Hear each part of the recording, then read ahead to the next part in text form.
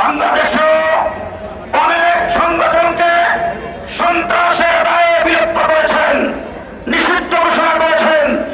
বিশ্বের অনেক সংগঠনকে বিভিন্নভাবে, এমনকি জাতিসংঘ অনেক সংগঠনকে সন্ত্রাসের দায়ে নিষিদ্ধ করেছেন। আমি পরিষ্কার ভাষায় বলতে চাই, যাদের নিষিদ্ধ হয়েছে আন্তর্জাতিকভাবে এবং বাংলাদেশে সমস্ত সংগঠনের যদি সন্ত্রাস একত্রিত করা হয়, শেখ হাসিনার এক রাত্রির সমান হবে না।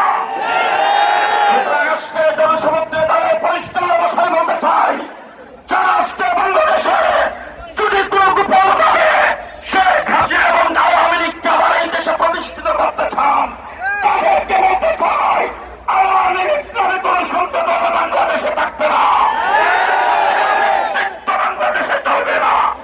পরিষ্কার ভাষায় বলতে চাই, অন্তর্বর্তীকালীন সরকার অনতিবিলম্বে ছাত্রলীগকে যেভাবে নিষিদ্ধ ঘোষণা করা হয়েছে, এইভাবে আওয়ামী লীগকে নিষিদ্ধ ঘোষণা করতে হবে। শেষ কথা বলব, বেশিরভাগ পিলখানা হত্যাকাণ্ড, শাপলা চত্বরের গণহত্যা, 2021-এর গণহত্যা, জুলাই আগস্ট আন্দোলনে আমার ছাত্র জনতাকে পাখির মতো গুলি করে হত্যা, সমস্ত হত্যাকাণ্ডের বিচার অচিরে অনতি বিলম্বে করতে হবে, করতে হবে। বাংলাদেশে আওয়ামী লীগ শেখ হাসিনার পুনরুত্থান বাংলাদেশে হবে না, এই দেশে তাদেরকে রাজনীতি করতে দেওয়া হবে না। সংগ্রামী সাথী ও বন্ধুগণ, একটা কথা বলার জন্য দাঁড়িয়েছিলাম, আমি আমার বাকি কথাগুলি বলে ফেলেছি।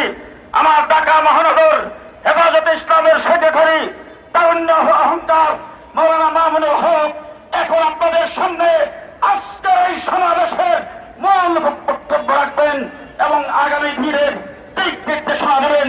তারপরে এই মাহফিল, এই সমাবেশ সমাপ্ত হবে, মিছিল হবে না, আপনারা যার যার অবস্থানে চলে যাবেন।